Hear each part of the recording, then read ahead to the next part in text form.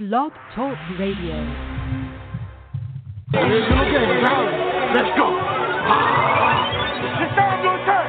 We the smartest, fastest, and most vicious. We gonna put them in their place. We coming out here, we gonna game. And he's gonna fire deep. But there, inside the 10. Superman. Good route by Edelman.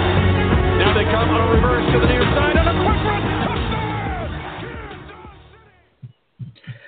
What's up, NFL football fans? Welcome to another edition of Cover 2 with McMillan and Purdue, the show where we talk nothing but NFL football. I'm one of your hosts, I'm Devin McMillan, but I'm at the round table with my partner in crime. We got Fred Purdue in the building. Fred, what's going on, good brother? It's about that time. It's about that time, sir. What's going on, man? Happy New Year to all the NFL fans out there. Man, we got a good slate of things to talk about. We've had a lot of craziness. We're only 2 days in. Lot of craziness. That's what I said going on in the NFL. And most importantly, we got to talk to you guys about the NFL playoffs. So make sure you keep it locked here. Playoffs? Don't talk about Coach. playoffs. Yes, You kidding me? Yes. Playoffs? Yes, Coach. Playoffs. Yeah, playoffs. We definitely got to talk about the playoffs, Coach. But before we do that, man, let's get into our quick slants rundown real quick.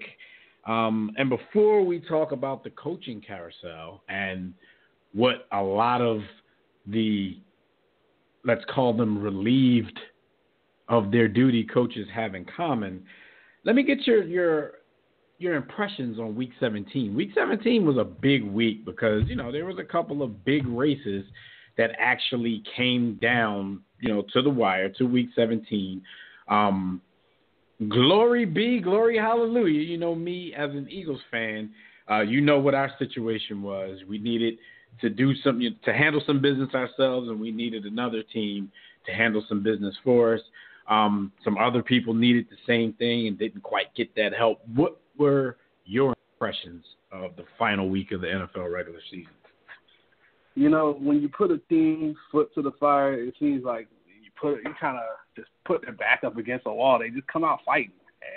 And, whether it's you're fighting for better seating, trying to get home field, whether it's trying to get your way into the playoffs, Andrew Luck and company, it just seems like that team's done a complete 180. Offensive line looks good. They can run the football. Tennessee, yet again, Blaine Gabbert is not the answer. Mariota's not the answer. They're just a typical middle-of-the-road team, and they're just stuck in NFL purgatory. So that is kind of one of those weird situations for them where it's going to be a while before they get better because you're stuck in that NFL purgatory, and they're trying to create Patriots South there. So I don't know. I look at Kirk Cousins and company. All they had to do was win to get in. You pay a guy $84 million guaranteed, and what do you get out of it? You missed the playoffs. You had the defense. You had the receivers. You probably had the best receiving core in the league, and you did nothing with it.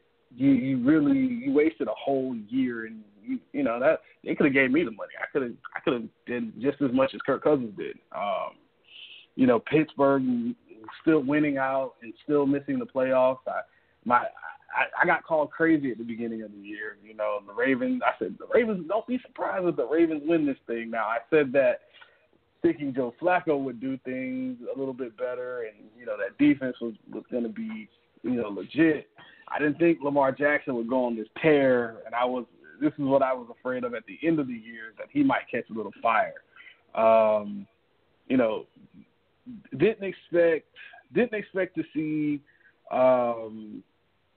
Washington lay down like they did. They were kind of out of it, but still, you guys. I think they had a choice. You guys stumped them. And I don't think they had a choice. But last for me, the Cleveland Browns. Every year I keep saying this might be the year they're going to win 5-6 games. This is going to be the year they're going to be kind of competitive.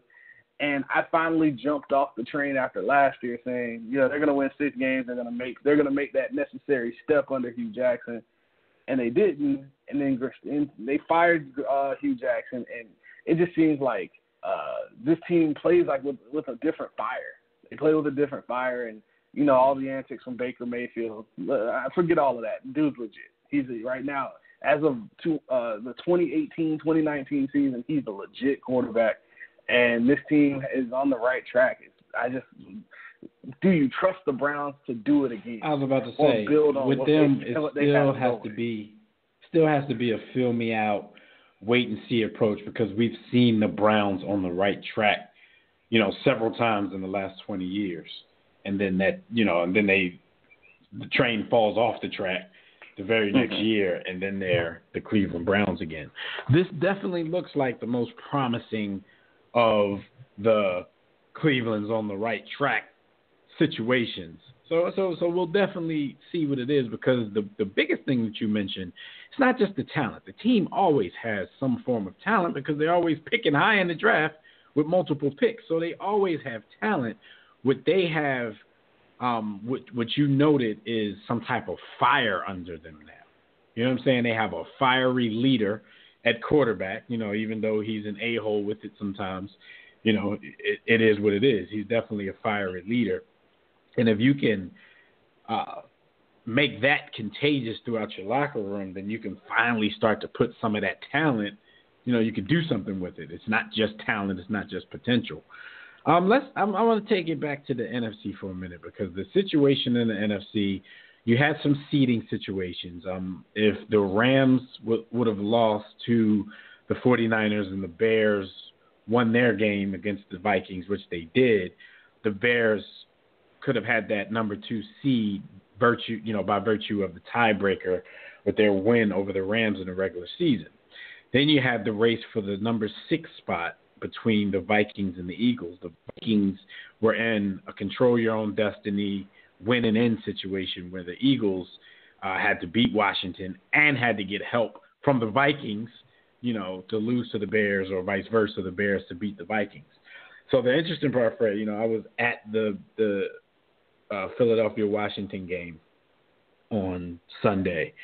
So, everybody's scoreboard watching, and the stadium was taken over by Eagles fans anyway, so it was basically like a home game. So, of course, every time they showed the score from the Bears game, the Eagles fans are cheering for the Bears, this and that. It was interesting the way it was set up. They flexed the Eagles game to 4:25, so all 3 of these games were going on at the same time. And when I say 3, like, a lot of people didn't even realize how much stock in the Eagles game the actual Rams and 49ers game had. The Rams, like I said, if they won, the number 2 seed was sewn up no matter what the Bears did. The Bears, on the other hand, I don't know if there was any thought about it in their locker room, in their organization, of who they'd rather let into the playoffs between the Vikings and the Eagles, because the bottom line was whoever they allowed to make the playoffs, they had to play them in the Wildcard round. Now, what I had to explain to a lot of Eagles fans out there, because they were wondering why I was also watching the Rams game, because I had to explain to them, well, if the Rams come right out the door and start blowing the 49ers out, the Bears, their score watchers can just be like, all right, let's pull the starters because we no longer have anything to play for, which in turn could have helped the Vikings and hurt the Eagles. Even though the Rams did get off to a little bit of a quick start, the Bears kept playing, or their defense, it was just too much for the Vikings either way.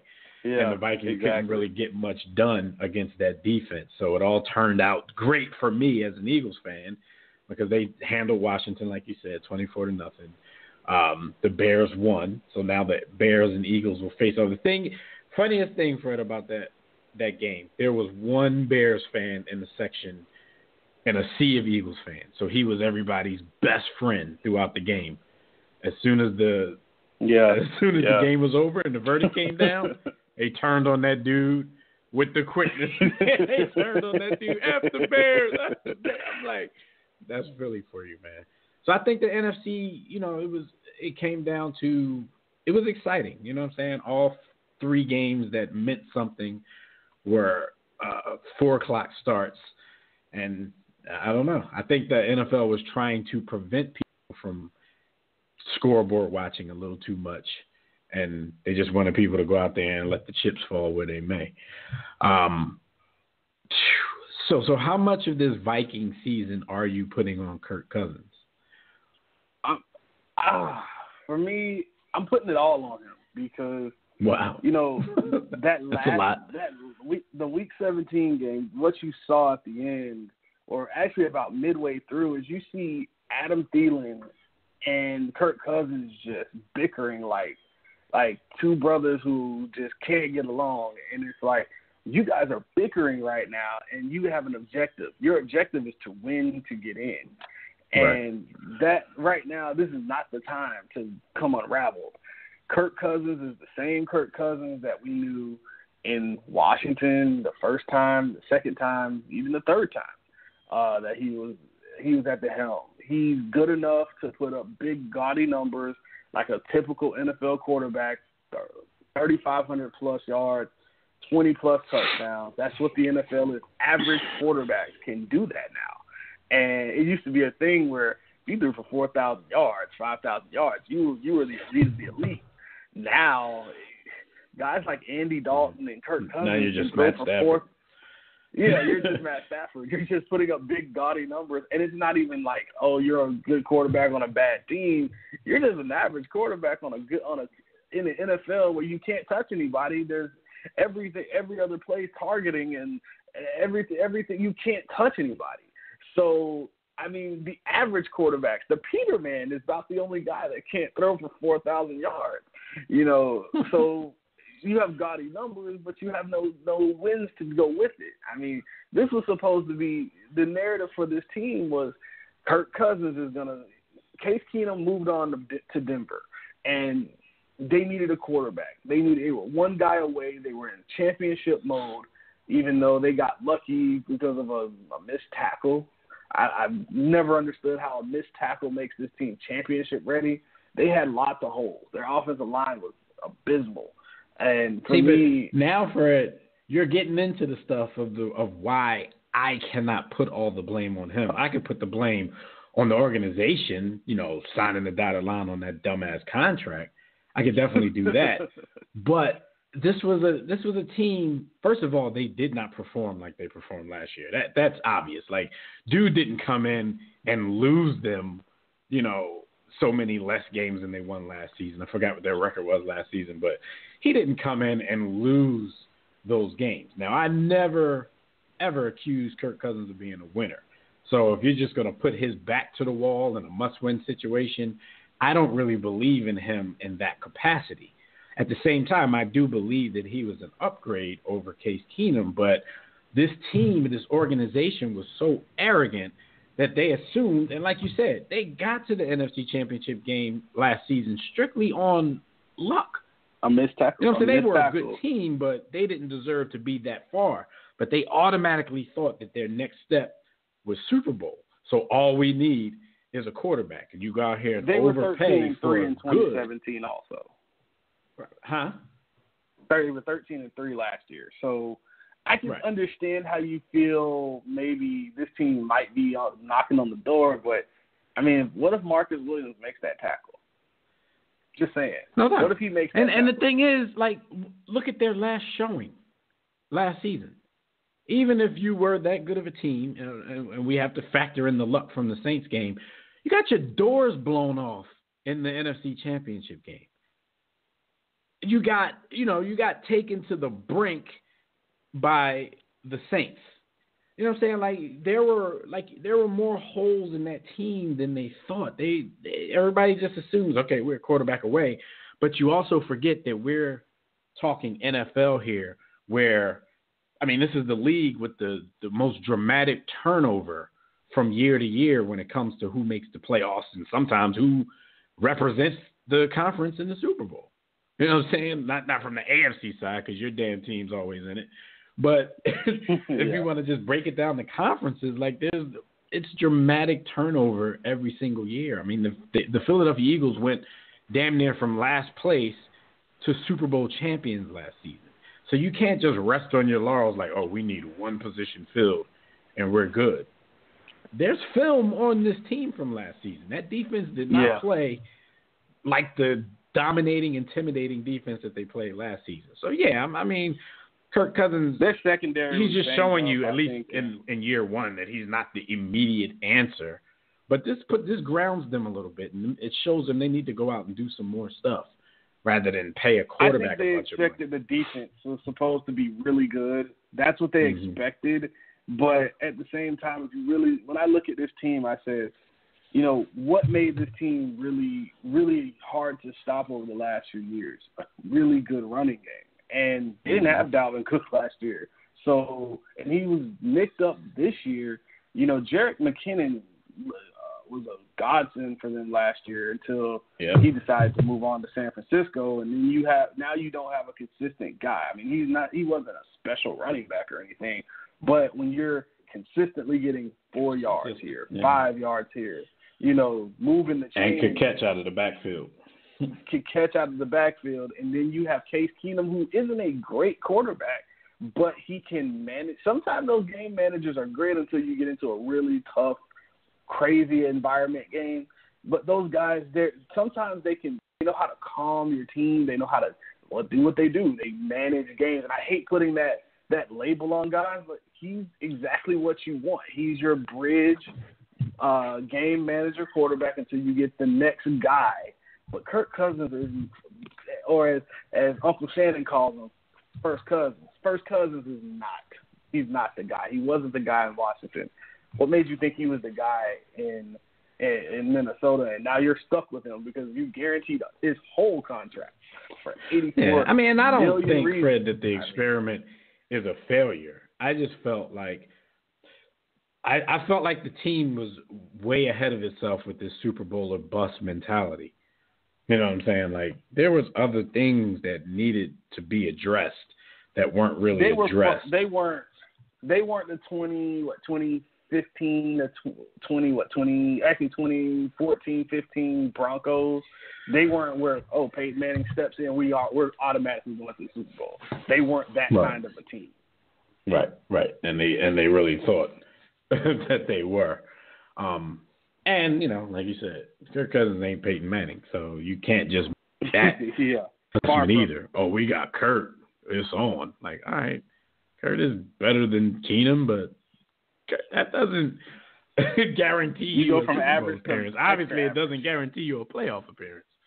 So, but I have to definitely spread blame because I don't think he played bad this season. You know, I mean, not even close to playing bad, but and the whole thing with him and Thielen bickering, hey, that's just the wide receiver mentality for you. Even from the white guys, you have 2 good seasons, and now you turn into a diva receiver.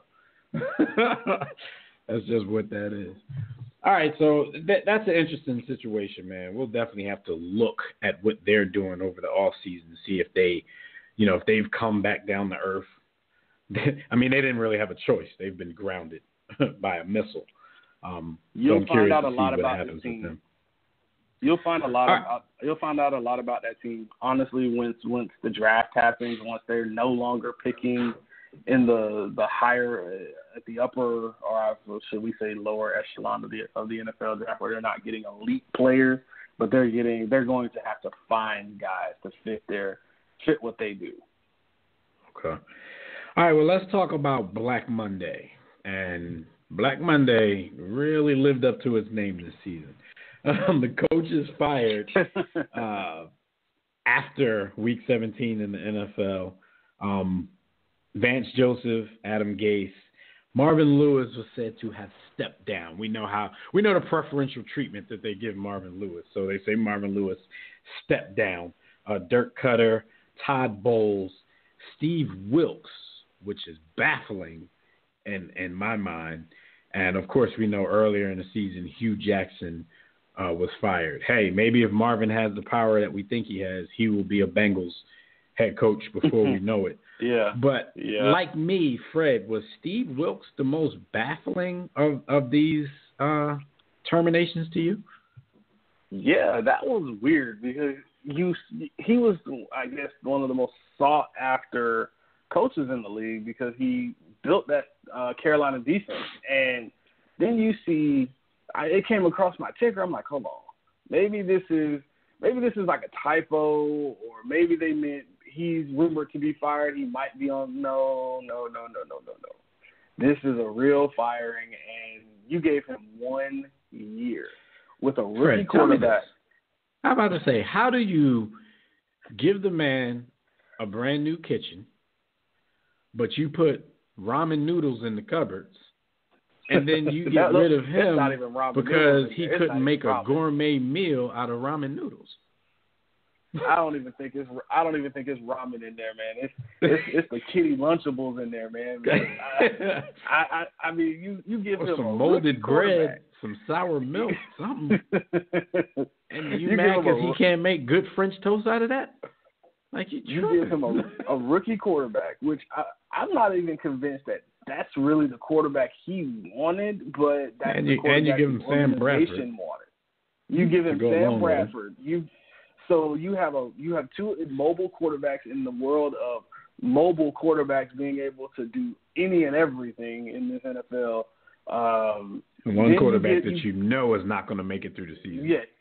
Yeah, Sam Bradford's good for making you reminding you, I can still play this game.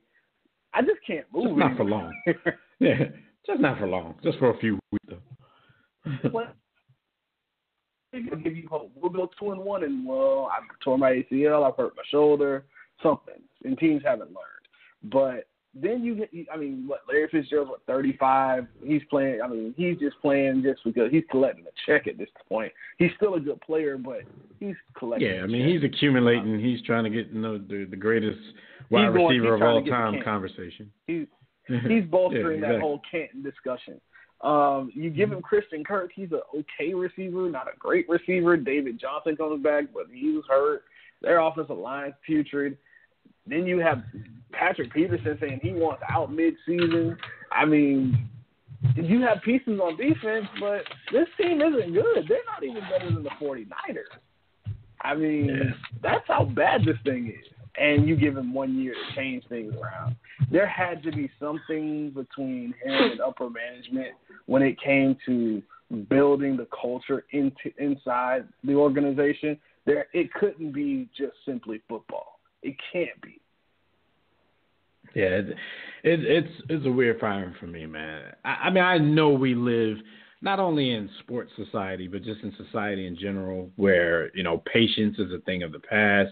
We live in this microwave society. Everybody wants return on their investment immediately, and that's just not how stock works. You know what I mean? But that's just the most weird firing. Vance Johnson, he didn't get long. I mean, you gave him the keys to. Vance Joseph, you gave him the keys to, what was a Super Bowl team. So I think the expectations were a little high for him as well. But, I mean, besides the little stop of Peyton Manning, man, they've still been looking for John Elway's replacement there for the past 20 years. So it's interesting to me, like, what they're giving these coaches and what they're expecting them to do with what they're given. And I don't know, it's a little more difficult for these guys to get second chances. I think Joseph will end up somewhere. He'll probably end up as a DC somewhere for a year, and then he'll be of the few of those guys that are, especially the black coaches that are have been fired. I think he's going to be the one, because the defense wasn't the problem; it's the offense. Right. And when you don't have that one piece, that quarterback, those guys are hard to find. I mean, even in free agency, those guys are few and far between. See, but you get that, you have a little bit longer. That's why organizations are a little bit harder on some of these guys, because they hire these new coaches, and the unit that's their expertise is never actually the problem. But the thing is, these guys were hired to oversee the entire team. Like, great, you're a defensive coach and your defense is good, but you're the head coach. So you have to see to it, if they're giving you the kind of leeway to hire the staff that you want, then it's on you what the other units are doing as well, because you're putting your guys in position. I just don't think these guys are getting long enough shots. But like I said, this is the day and age that we live in. You know what I'm saying? You can have dudes instant gratification. Right. Instant You can have dudes like Jason Garrett get all the time and patience in the world with a high-profile organization. But that's just – I was about to say that just tells you where the owner's head is, because he just needs a yes man. You know what I'm saying? But some of these things, what did you think about Todd Bowles being fired? Was that something that had to be done?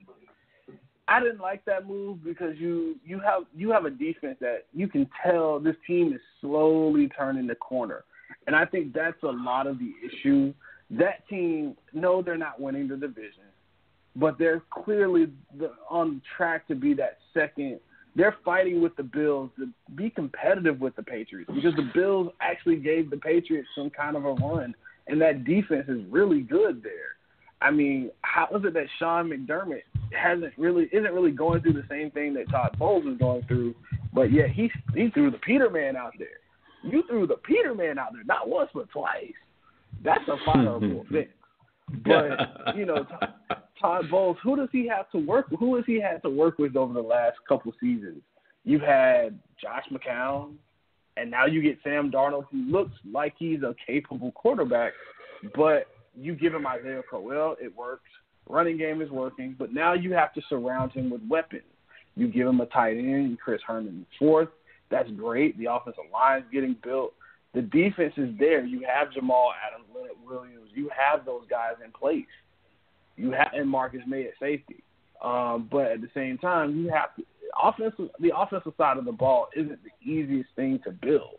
Defense, you can build a defense. Go get a pass rusher. Go get a corner. I mean, though a lot of those positions are kind of individualized if you really think about it. If you have an elite pass rusher, the guy on the other side is going to get a lot of one-on-ones. And if he can win those one-on-ones, he's going to get a lot of sacks. Ask Bradley Chubb.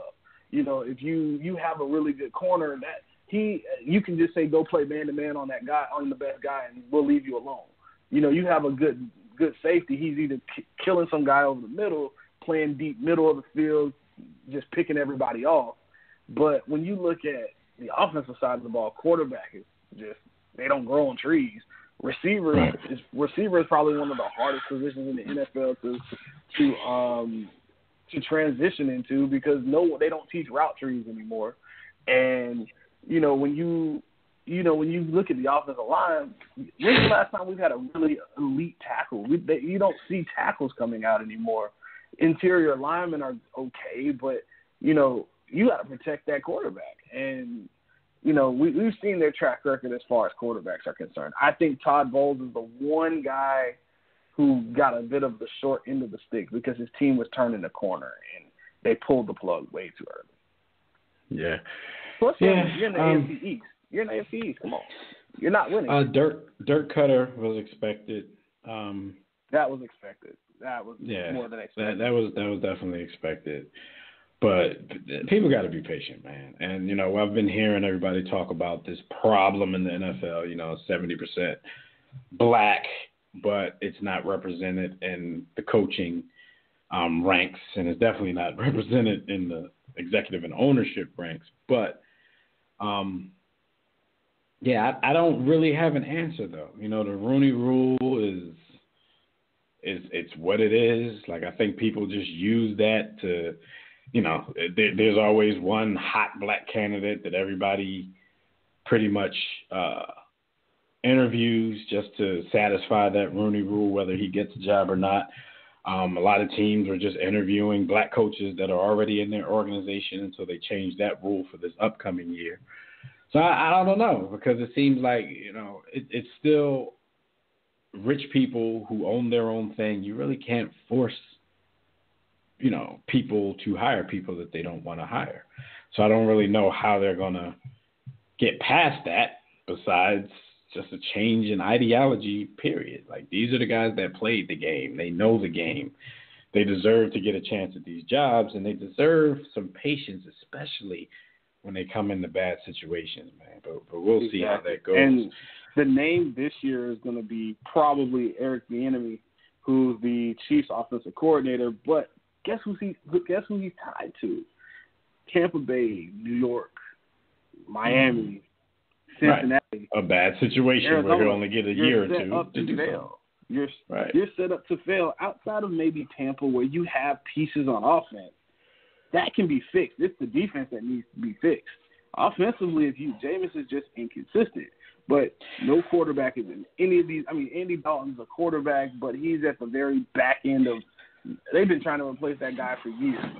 I mean, that's what. But I was about to say, even with Tampa, like, say if they do give somebody like Eric Bieniemy the job, and then all of a sudden they decide to move on from Jameis, so then you've put him in a situation where, okay, you would think you're going to allow your coach to grow with your quarterback, whoever that may be, but that's not how it works. You throw him somebody new and not somebody established, and you expect him to make lemonade out of lemons. So, speaking of one black coach I've been seeing him take bullets from everywhere, saying he's probably lost his team. He might be too chummy with the quarterback, which messes up his relationship with everybody else, is Mike Tomlin. And I bring him up to bring up the fact that we thought that Antonio Brown didn't play on Sunday because of some kind of undisclosed injury, but we found out later that it was disciplinary reasons because he had missed a few practices after getting into a heated exchange with a teammate. Rumors surfaced later that teammate is his very own quarterback, Ben Roethlisberger. I've heard rumblings for the past 2 years that a lot of people think that Mike Tomlin has lost this team. What are your thoughts on Antonio Brown? I mean, because we have to hold him accountable for his behavior, but at the same time, it seems like Ben Roethlisberger can do whatever he wants, say whatever he wants, and there's never any consequences for him. He could throw his teammates under the bus publicly, but when somebody else does it, they get chastised, they get disciplinary action. The favoritism, and you expect some with your quarterback, but hey, this guy is just as big a superstar, probably a bigger superstar at this particular moment than your quarterback is. So if you're not going to give him any preferential treatment, this is the type of stuff, this is the kind of mutiny that will happen. And, they're saying that he's demanding a trade right now. What do you think about this situation? This was crazy, but for me, when I saw this last year when the whole Antonio Brown, when he put out the video, was that last year or 2 years ago when the videos came out and Tomlin was just terrible. He was pissed about it. And, when I looked at that, I said, man, he's lost his locker room a bit. That would never – and granted, see, for me, I look at everything through the lens of the New England Patriots and, like, that would never happen in New England. So, these type of things don't ever – and then last year, all that crap that came out between Brady, Belichick, and Robert Kraft. So, yeah. But for the most part, for most of the top organizations, I say, man, this wouldn't happen here. They're not – I mean, somehow, some way, that video is never getting out. It's being sealed away in a vault. It might come out years from now when those guys are retired, but not right now. It might be some war story we hear about. But, when I see that, I hear so many stories of, Tomlin's just this – he's a player's coach, and he at some point just does – he's one of the guys, and he's not leadership. And if you can't do that, when I look at a Doug Peterson, when I look at Bill Belichick, I look at Andy Reid, I look at Ron Rivera, I look at those guys and I say, those guys are not friends with their players.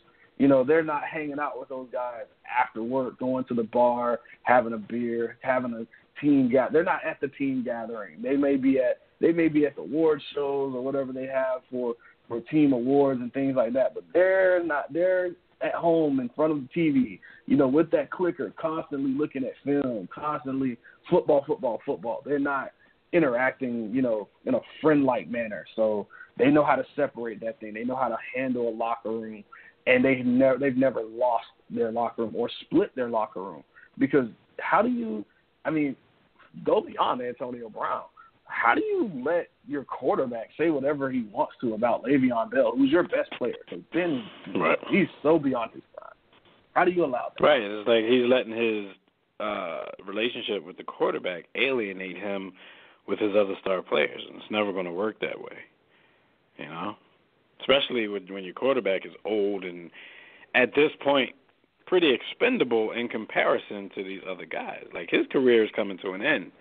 So, you know, as much as he's done for the franchise, as much as you respect him, you can't alienate other players for somebody who, says publicly, like he mulls retirement publicly a few times for the last few years. So you don't want to risk your relationship with your other players because of that kind of stuff. So, you know, that's interesting. We'll see if Antonio Brown gets his wish and gets shipped out of Pittsburgh.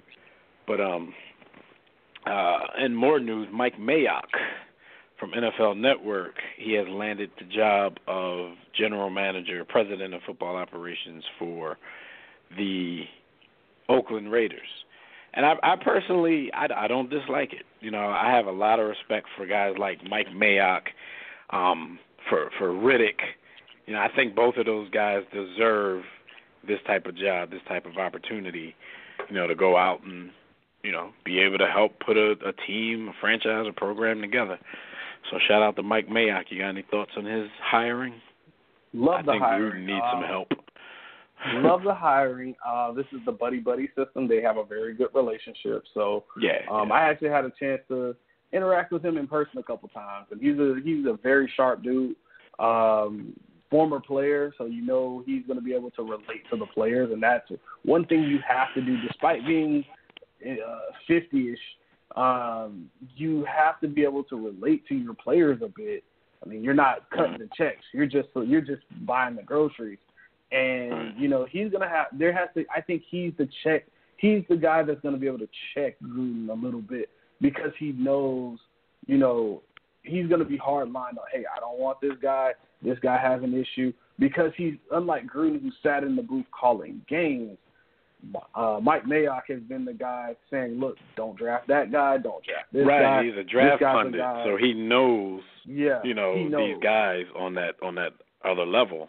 One level below, he knows those guys. Mm-hmm. Whereas, you know, Gruden thinks that he interviews a few quarterbacks. Like, he thinks he knows everything there is to know about, you know, that side of the game. So, yeah, we'll see how that goes. That could be a really good thing for Oakland if they allow him to do his job unimpeded. All right, so speaking of the draft, the first-round draft order, and we'll just list the top 10. The draft order is out. Arizona will be picking first. But like I said, you know, they just fired my man. Not even going to give him a chance to have input on the number one pick that the team is getting right now. And I think that may have had a lot to do with it. You know what I'm saying? Like, you get this number one pick. You might get somebody that can change the fortune of your franchise or at least start to. And you probably, the guy that you had in there is not really the guy that you wanted in there in the first place. So you're going to go ahead and give this credit to somebody else if the team can turn around, starting with this draft pick. You got San Francisco at number 2, New York Jets at 3, Oakland at 4, Tampa Bay at 5, New York Giants at 6, Jacksonville at 7. They're right back in where they used to be. Detroit at 8, Denver at 9, and Buffalo at number 10. So it should be an interesting top 10 of the NFL draft. You guys will hear a lot about it here because Fred is he's the Mike Mayock of War Room Sports. So any thoughts on that order? I mean, we know what the order is going to be because of their record, but I think just San depending Francisco on could have did a better job of. I think San Francisco could have did a better job of losing to get that because they kicked themselves out of the Joey Bosa conversation. Which, I mean, to be honest, I'm just gonna call it a day on that. Unless anything crazy happens, I already know who the number. I know. We just know, and because of that, you know, when you know you have we're calling Joey Bosa for the last 2 years. We've been saying Joey Bosa is going to be better than his brother. I'm sorry, Nick Bosa will be better. I'm about to say that his brother is Joey Bosa. yeah. I'm sorry, Nick Bosa will be better than his brother Joey, and that's a really big statement. I'm not going that far. I think you see tools that can make him better, but I never go that far simply because that's an NFL player who's been in the league a few years versus a guy that's still in college. But I see the tools. I see a lot of the situations he's been put in. He's on a championship caliber team, so you see all of that. Maybe Oakland. I think Oakland could have had a chance. At this point, when you're at the point where you're no longer in the playoffs, you're losing for playoff. I'm sorry, for draft reasons, for draft order reasons. So when you find yourself there, you have to take advantage of that. Sit guys at the end. You have no reason to play them. I understand the fans come to see the team win, but at the end of the day, fans will never remember. Oh, we lost a couple games at the end when we got Peyton Manning. Yeah, I mean, but you know how it, the fans have their expectations. Even though a lot of fans root for their teams to tank in these situations, but also the players, and the answer, like you said, is sitting people because the players are gonna play hard. You know what I'm saying? So you just have to put them in the worst possible position so they can actually lose games because no player is just gonna go out there and roll over lose on like purpose that. Because their contracts are tied to their play. It's not like, a lot of these guys have incentive-laden contracts because, it's not like the NBA or the MLB where a contract is guaranteed regardless. Some guy, I can't remember who the player was, but they lost out on like $100,000. I think it was a kicker because he missed a kick. He missed one kick. And it lost him $100,000. So those are big money situations. I'm not going to miss a game, play bad. I'm not going to miss a kick to save your butt when that's $100,000. So right. When my contract is incentive laden, I got to get my money. All right. So the playoff matchups are set, at least for the wild card weekend. We got some Before we get into that, I got to throw the flag on you. 15 yards on you because you're really, really, you sound really choppy right now, sir. So I got to throw the 15-yarder on you, 15-yard variety on you. I done switched microphones. I don't know what's going on now. You're good now. You're good now. All right. Well, we'll see. We'll see. Just throw it again, and then I'll just let you do most of the talking if it's going to keep messing up because I'm out of options over here. All right, so, the playoff matchups are set. Before we talk about the actual wild card round, let's go deep on a little bit. Let's go deep and give our 2018-2019 regular season NFL awards. And we can start that out by doing Coach of the Year. What are your thoughts for Coach of the Year? Where'd you go? This one was kind of tough for me because it was between I leave Bill Belichick out of this one every year. I don't care. I don't care if the Patriots go, unless they go 18-0, 19-0, it's not happening. I'm just not going to do it. But so I'll put all of that out there now. But when I look at this one, I look at Andy Reid and his protege, Matt Nagy. It was a very tough one because both teams, I said preseason, I said Andy Reid was going to have the best offense in the league. It could be really good or it could be really bad, but I had a good feeling it'd be really good based off of everything I've seen on paper. I mean, they had a really good team.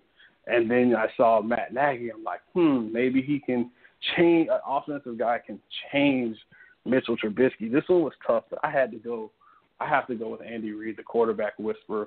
I want to see one more year of Matt Nagy and company. I feel like the defense kind of led this team offensively. That was all Andy Reid and Pat Mahomes. It was all of him. So that's true. Mine's 12-4. Mine is between the same two coaches. And Andy Reid, like even the expectations we had for his offense, man, you still had to give him props on a masterful job because no matter what we thought was going to happen, how much talent we thought he was going to have, Andy Reid still had a second-year quarterback, first-year starter who burned up the NFL the way that he did. With that being said, I went with Matt Nagy because I'm a big expectations guy. Like, I didn't expect the Bears to be this good. Of course, most people, including myself, thought that the Vikings were going to, I'm not even going to say run away with this division because I wasn't that high on the Vikings, but I didn't really think the Bears would factor into it yet because at the start of the season, as you remember, I had zero confidence in Mitchell Trubisky. I would still, my criticism for him now would be, if you can move Mitch Trubisky off of his spots early, he'd still be a very erratic quarterback. But he also can make a lot happen with his legs, when he's in his right mind. Sometimes he just goes to the legs a little too early in his progressions. But I think he's improved immensely over the course of the season. So, with the late addition of Khalil Mack, who led this defense to be one of the top three defenses, top scoring defense in the league, I think I have to give it to Matt Nagy because he did just enough on the offensive side of the ball to balance this team out and have them in the position that they're in now. So, comeback player of the year, no surprises here from me. My mid-season pick was Andrew Luck. Shout out to J.J. Watt. Shout out to Cyborg over in Washington. But nothing changed for me from the beginning to the end of the season. I think Andrew Luck may have done enough to even put himself lightly, not anything serious, but lightly into the MVP conversation. So comeback player of the year, that's easy for me. Who you got? Yeah, that one's pretty easy. I mean, he's been gone for almost a year and a half, almost 2 years now. It seems like the NFL is weird without him. I mean, he's so goofy all the time, but he 4,000 yards. He's reduced his interceptions. He looked good this year. He really did. 39 touchdowns. That's no 67% completion. I can't go in with anybody else. JJ, if any other year it would be JJ, but when you have a quarterback like him coming back, it's hard not to give it to him. Yeah. Defensive Rookie of the Year. Mine didn't change much from what I thought in the beginning. At least in the middle of the season. I'm still going to go with Derwin James on this one.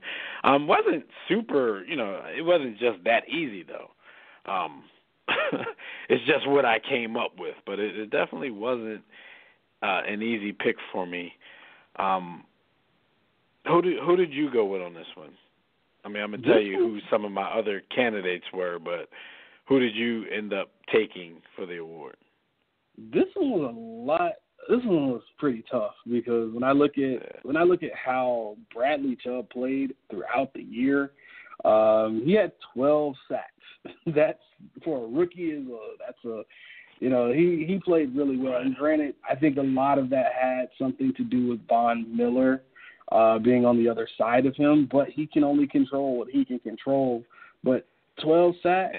And you have to bring up the name Leighton Vander Esch, even though he came onto the scene a little later than the most. He was a little bit later.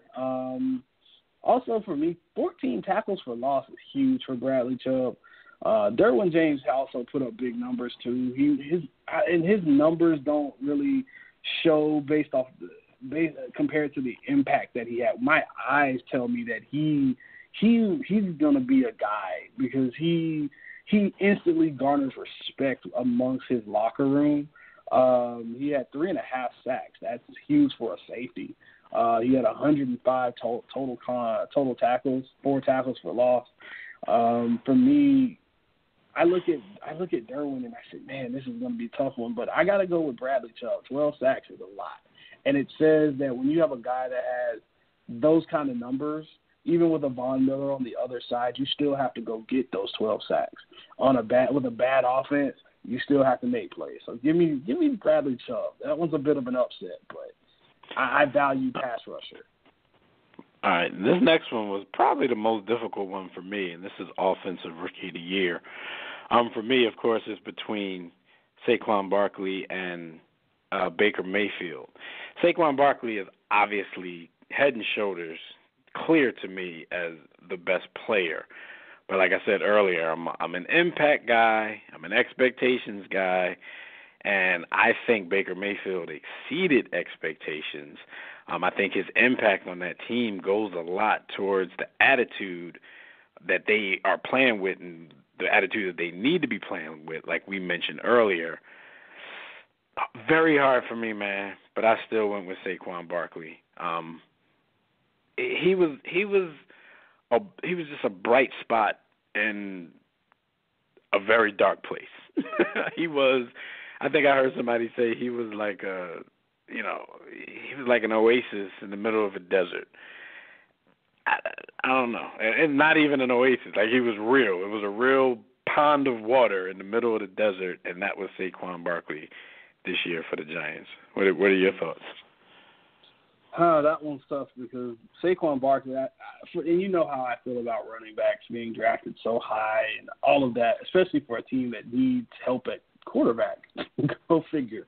But I had to go with Baker Mayfield. It's impressive to see the Browns where they are at this point in the process. They've kind of jump-started out, especially after the quarterback or the coaching change. Baker Mayfield didn't really play much in his first couple weeks. So that's also a bit of it. But when I look at him, I'm saying to myself, you've knocked off the Jets, good defense. You've knocked off the Ravens, good defense. You knocked off the Atlanta Falcons. You have to go toe-to-toe with those guys. I mean, you were 17 of 20 for 216 yards and 3 touchdowns. That's impressive. You knock off the Bengals. You knock off the Carolina Panthers, really good defense. Same with the Denver Broncos, pretty good defense. And you're not throwing a ton of interceptions in those big, high-pressure games. And you were in it till the end. Even though you wouldn't make the playoffs, you would have a winning record. You know, for me, when I look at that, you know, against the Ravens, he was in it till the very end. Yeah, he threw 3 interceptions, but he's a rookie. He's supposed to throw 3 interceptions in a situation like that. Give me Baker Mayfield. Just stop all the antics, dude. Please, just do that for me. I didn't like you in the beginning. I'm slowly beginning to like you. Okay. Defensive Player of the Year. This one for me was a 2-man race. Shout out to Khalil Mack and the culture that he seemed to have kind of brought to Chicago. Not saying that they were a bad defense by any stretch before him, but he just took them to a whole nother level. But I'm going to go with Aaron Donald on this one. The stuff that the havoc that he can wreak from the middle of the damn defense, especially in the passing game, is just truly amazing to me, man. We haven't seen a tackle, you know, put this kind of pressure on a quarterback since probably Warren Sapp, and actually not just pressure the quarterback, but get to the quarterback. Aaron Donald is amazing to me, so I'm gonna go with him on this one. This one was tough too. When you think about everything that this guy has done, I mean, he's been a Defensive Player of the Year. He's a Defensive Rookie of the Year. He's got he has all the accolades. At this point, he's working on a Super Bowl, and quite honestly, he's working on his place in Canton. Wow, 18.5 sacks? No, I'm sorry, 20.5 sacks for a defensive tackle is just outrageous. I love what Khalil Mack did. He completely changed, like you said, changed the culture of a team. I mean, he did more by himself than the whole Raiders defense did as far as getting pressure. That's how much he meant. But I gotta give it to Aaron Donald, because Aaron Donald has just literally, he's definitely been the guy to put a team. He put a whole defense on his back. Sue was supposed to be his running mate. He didn't do anything with it. So, that's huge. Yeah. All right. Offensive Player of the Year. I'll let you do the honors. Offensive Player of the Year. This one's easy. I'll just give you the numbers. This will make this very easy for you. 5,097 yards, 50 touchdowns, 12 interceptions, 8.8 yards per attempt. Pat Mahomes. What can't this dude do? I wasn't high on him coming out of the draft last year, but Andy Reid is the quarterback whisperer. The man has fixed Michael Vick, and now he's fixed the Texas Tech quarterback and turned him into quite possibly the most exciting quarterback this season to watch. The throw that did it for me was, and it wasn't like some bomb, but it was against Seattle where he threw. He's contorting his body. He's rolling left, throwing back right, accurately underhands this ball about maybe 15, 20 yards in front of him to Seatric West. And I still don't know how he did it because he's defying gravity and he's defying quarterback physics. I mean, there's no quarterback in the league that's doing what he's doing. And I just want to see more of it. I hope this team stays together, and I hope Andy Reid stays around for maybe 5 to 7 more years to see this guy become elite because he has elite quarterbacking skills. Okay. That makes sense. And for the pure meaning of the actual award, Offensive Player of the Year, he was the best offensive player. But I'm going to do what they do when they try to make this like a non-quarterback award. I'm going to give it to Todd Gurley. I think Ezekiel Elliott is actually a little deserving of it if you're doing your non-quarterback thing. Zeke led the league in rushing. Zeke had more receptions than Todd Gurley this year. But Todd Gurley, being a little bit behind Zeke in those categories, was a touchdown machine. I believe he had something crazy like, 17 rushing touchdowns and 4 receiving touchdowns? That's where he and Ezekiel Elliott differed this year. Like, Zeke may have racked up more yardage, may have racked up more receptions, but the name of the game is to put points on the board and score more than the other team. That's how you win, and that's what Todd Gurley did. So I'm going to give it to Todd Gurley. And flipping this over to the MVP, and like I said, your man probably deserves both, but I'm going to go with young Patrick Mahomes for the MVP. And though, they try to throw Drew Brees into the mix, I don't think it's close, man. The man just reached 50 touchdowns in his first full year as an NFL starter.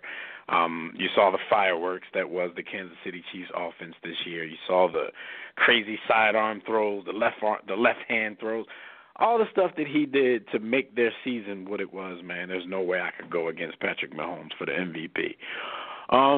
There's probably one Donovan H. McNabb who's sitting somewhere a little salty about this because he and Andy never went to those particular heights individually, even though he started off with the same kind of hype.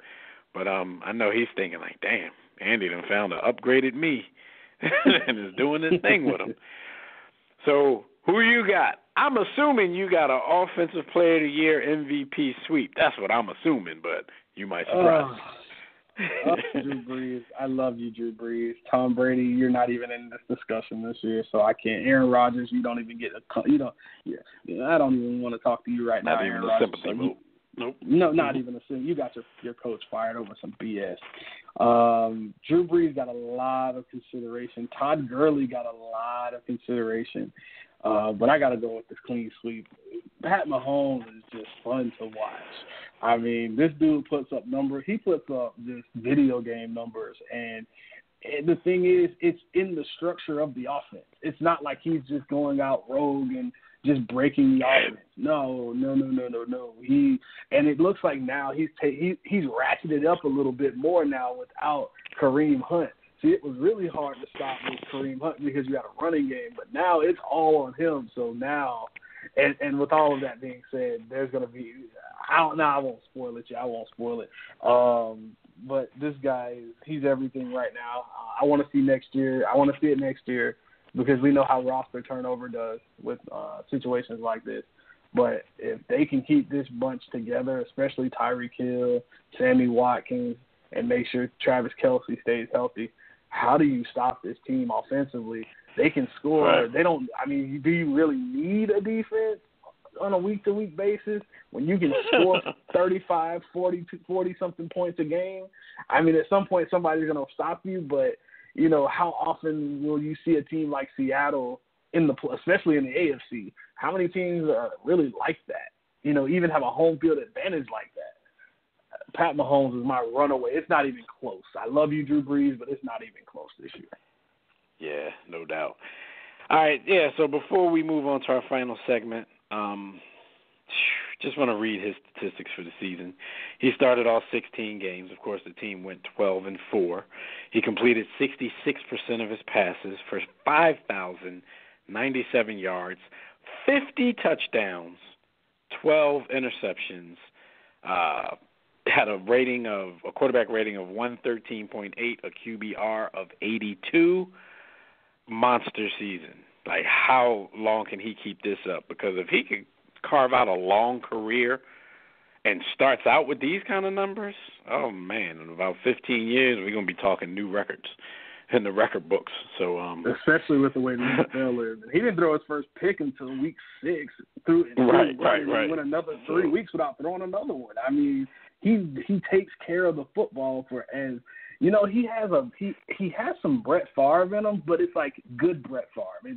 It's all the good stuff you love about Brett Favre without all the Brett Favre would give you like a 3 interception game and give you a 4 touchdown game and find a way to win it. But this dude, he gives you the 3 touchdown game and then he's obliterating you. And it's kind of like the Peyton Manning effect. They get up on you so quickly that they don't invest a lot on defense. They may go with that philosophy. I mean, it could very easily work. Yeah, it's crazy to see the numbers that the dude is putting up, man.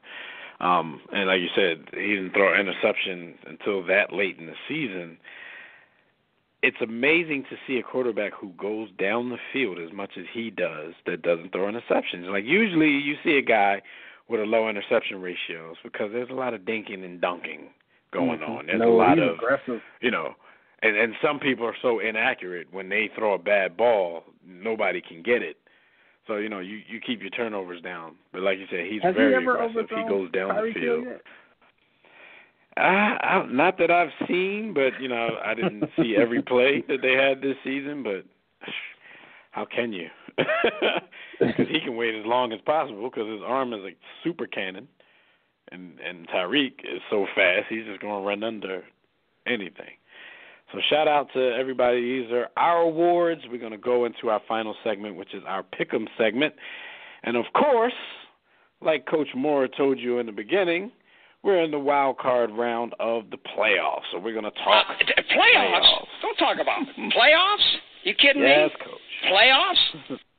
Yes.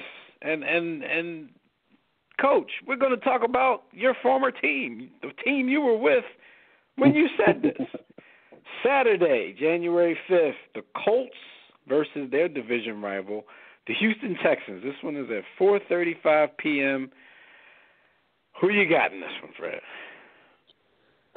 Colts Texans. Andrew, I was like, just thinking about this game, like maybe just no. I'm not getting too riled up over these Colts. They've had a nice, impressive season, but J.J. Watt, Whitney Merciless, Jadeveon Clowney, this offense with Deshaun Watson. Give me the Texans to win this one.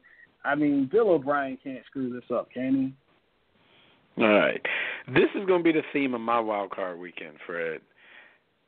It's going to be who I'm picking to win and then who I'm rooting for to win. I think there's going to be a lot of differences in those two categories for each pick. I, like you, wanted to go out on a limb. Like, I don't want to bet against Andrew Luck right now, but I think the Houston Texans playing at home is going to have enough to withstand anything that he does from the quarterback position. But I think it'll be a great game. I'm rooting for the Colts to win, and I don't think it would be a surprise if they won, but I'm picking the Texans to win this one. So let's stay on Saturday. We got the Seahawks visiting the Cowboys at 8:15 Eastern Time on Fox. Now, I've heard some people, shout out to Rob Parker, who's a multiple-time guest on the War Room here at War Room Sports. I heard him say that the Cowboys are the most fraudulent team in the playoffs. And it's easy to see, why someone would say that, because the things that the Cowboys have done well throughout the season, they weren't done well consistently throughout the season. Like, that defense has actually tailed off a little bit recently. The offense has been, mediocre for most of the early parts of the season, and then they show signs of doing some things. Dak, he's been up and down, off and on. I'm going to pick the Cowboys, and you see how hard this is for me. I'm like grinding my teeth. I'm going to pick the Cowboys to win a close one at home. But boy, do I want the Seattle Seahawks to knock these dudes off, man. Boy, do I want them to get knocked off, man. What are your thoughts? Man, I've said it at the beginning of the year when we did this whole preseason thing. I said Russell Wilson will get this team here. And some of the other stuff I said was a little bit out there, but he's done so much for this team. 35 touchdowns this year. That's 65% completion. He is the team. But guess what? They have Chris Carson now, and he's coming on really strong.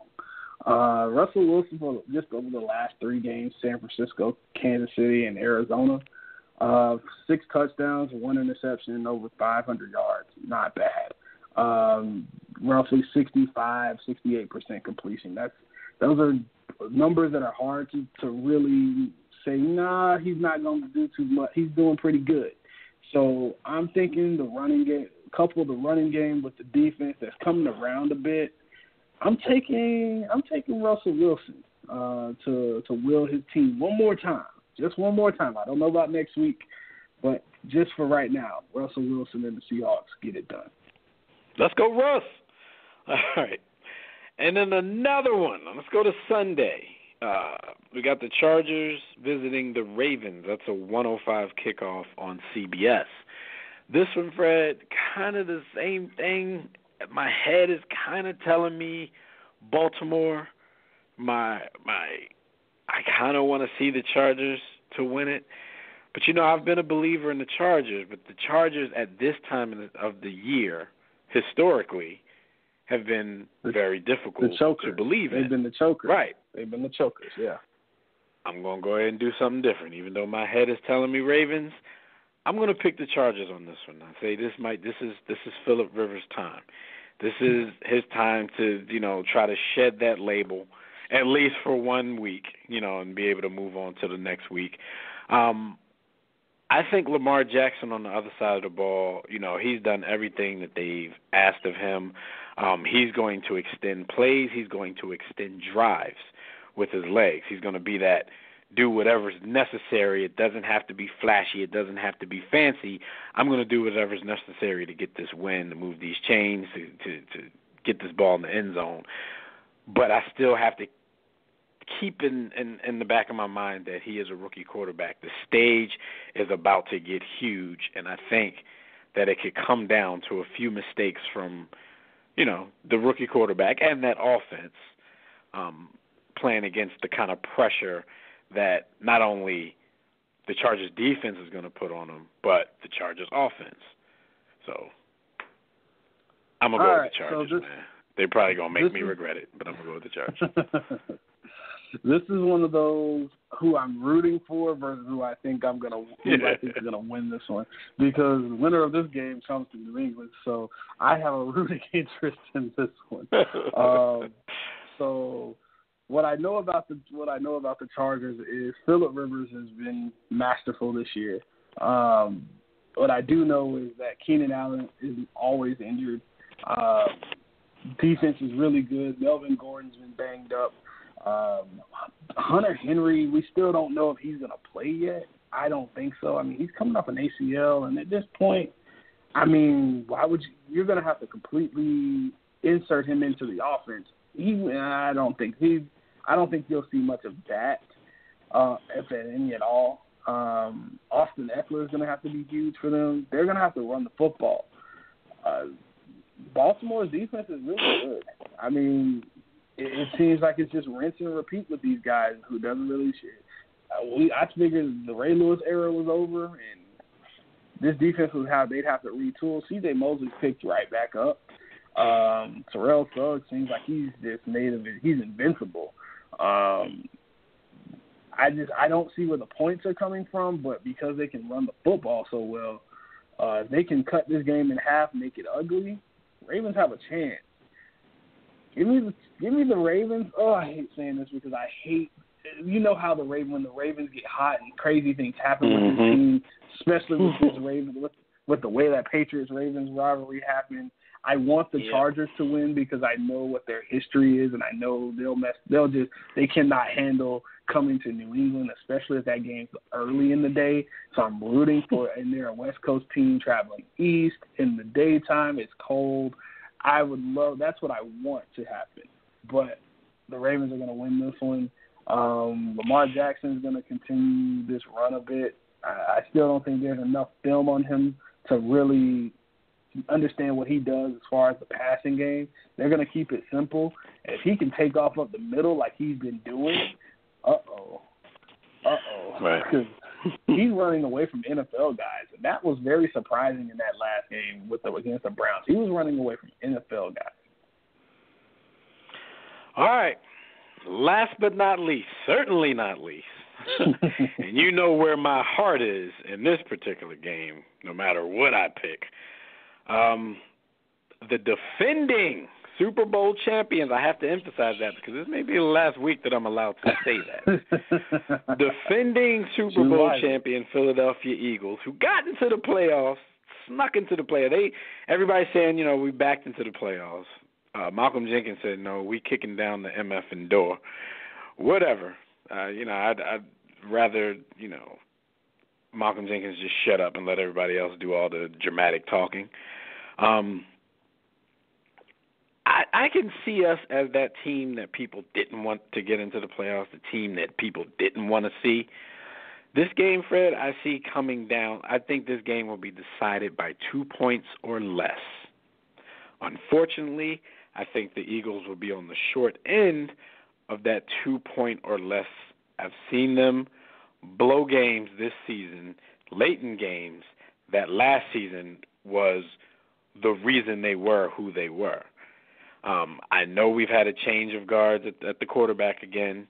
I'm not one of these people that's going to sit here, and I was one of the only believers in the dude Foles last year, but also I'm going to be realistic this year. I'm not going to expect just because, he went on that run in the playoffs last season that we should just I don't think we should expect the exact same things. But I think he will do his part. I think he will play as well as you can against that vaunted Bears defense. But I think it's going to be some defensive mishaps maybe late in the game. I see the Eagles taking a lead at some point within the last 3 to 4 minutes of this game, and then the defense just immediately coughing it back up. So my challenge is out there for the defense to not do the things that you've done all season to lose a close game. I have to pick the Bears, but you know who I'm rooting for. Who you got? Khalil Mack versus that offensive line. Ooh. Nick Foles has been hot. It's a good matchup. Yeah, Nick Foles has been hot, and he's been beyond hot when it comes to this time of year. But like you, I think what's going to end up happening, that secondary is just going to give up too much. It's going to be a close one. Give me the Bears. I don't have to see this team unless they make it to my team and that team makes it to the Super Bowl. So I have I'm not invested yet.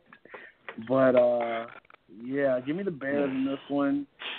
I know this one hurts your heart because you're going to be able to you enjoy this whole defending Super Bowl champion thing. I've been there. I know what it's like to lose. And you know what, Fred? It was. You know how it was all season. I've never experienced this before, so I really didn't care what happened this season. They have a pass from me, but as you get to the latter part of the season and your chances of getting back into the playoffs reemerge all of a sudden, and then you actually do it, then your expectation level goes up a little bit. Not even just expectations, but what you want to happen. I went from a place of, man, the Eagles can go 0-16 this year, and they don't owe me anything. Now it's all right, you're back in the dance because you went through the whole season when it looked like you weren't going to get back into the dance, you went through a whole season of fans saying, oh, they're a fluke, they're a one-hit wonder, this and that. They're not even going to make the playoffs, and we were going to be a part of that vaunted statistic of teams who won the Super Bowl and didn't make the playoffs the next year. It really didn't matter to me because you can't take away that trophy. This ain't Reggie Bush and his Heisman. You can't take away those rings. So it really didn't matter. But now that we're here, I'm like, hey, let's be that team that nobody wanted to play. Like, I think, like, if you were to ask me about this playoff field and you say, okay, as an Eagles fan, who would you want to play? It would be between the Cowboys and the Bears. Like, if you could pick any of the teams, any of the other 5 teams in the NFC playoffs, it would be between these guys. And for me, that's not disrespect towards the Bears, not even towards the Cowboys. You know, I should be disrespecting them. But for the Bears, it's just one of those things like, okay, you guys are kind of the new kids on the block, just like the Eagles were last year. That's why you can't totally dismiss that. But if I'm going to go against anybody, it's going to be the inexperienced team, the inexperienced coach. Probably for the same reason the Eagles were underdogs in every one of their games last season in the playoffs, because you had the inexperienced coach, you had the team who wasn't even a playoff team the year before. But I take my chances against them, just like people thought they'd take their chances against them. Bears could end up being that same story. But if you ask me, as an Eagles fan, who I want to play, hey, between them and the Cowboys, I think the matchup is there. The matchup is perfect. The matchup is there for the taking. Let's go. That's all I got to say, man. Let's go. Let's do it. You got any final thoughts before we get into, before we let everybody go, ponder everything we've said here today and get into their wild card weekend mode? All I have to say is I'm going to make, I think I'm going to make one really crazy prediction. My one crazy prediction. Chiefs lose very early. Whoever they play next week, they lose. That's my playoff prediction. Said it. All right. I don't think it's that crazy. I mean, we've seen Andy's history in red. I mean, he had a choking history in green, but usually the choke came late in the playoffs. Yeah. But in Kansas City, the choke comes early after they dazzle the league. So that's my one. That's my one real prediction. And Lamar Jackson might surprise us. I don't want him to surprise us next week, but for right now. But right now, the surprises are cool. Mm-hmm. All right, so there you have it, everybody. Man, it is playoff time in the NFL. I'm excited. I know you guys are excited. Fred's excited, because he gets to watch this whole weekend as a spectator. He gets to chill. Yeah, I get to be a fan. He doesn't have to have tension. He doesn't have to be nervous. He doesn't have to go through the gamut of emotions that, the rest of us who root for those teams that we just previewed have to go through this particular weekend. Yeah. For a while, I did think we were. It was nail biting for about a couple. Yeah, of and then weeks, they went out and handled business like they did always do. The Patriot way. So what? Shut up. All right, so that's been our show for today, good folks. Hit us up. We will be online. You guys know where we're going to be. You can hit us on Twitter, Facebook, the War Room Sports Game Time group, and the GroupMe app. We're going to be everywhere, but we will be in front of some TVs watching Wildcard Weekend just like the rest of you. Tune in with us next week where we talk about the divisional rounds, and Fred will have more of a nervous tone. He's going to talk a little cocky because that's what Patriots fans do, but he'll be more locked in. He'll be a little more nervous because the stakes are going to be a little bit higher. So check us out next week. You can catch all of our archive episodes at warroomsports.com or the War Room Sports YouTube channel. For my partner, Fred, I'm Devin McMillan. Like we always tell you guys around this time, don't accept mediocrity. Be steadfast in the war against ignorance, and we'll see you chumps on top. Happy New Year. Going up to LaFell. Touchdown. The big screen. Sanchez over the middle. Touchdown. Play action. Cutler wide open. Sanzenbacher.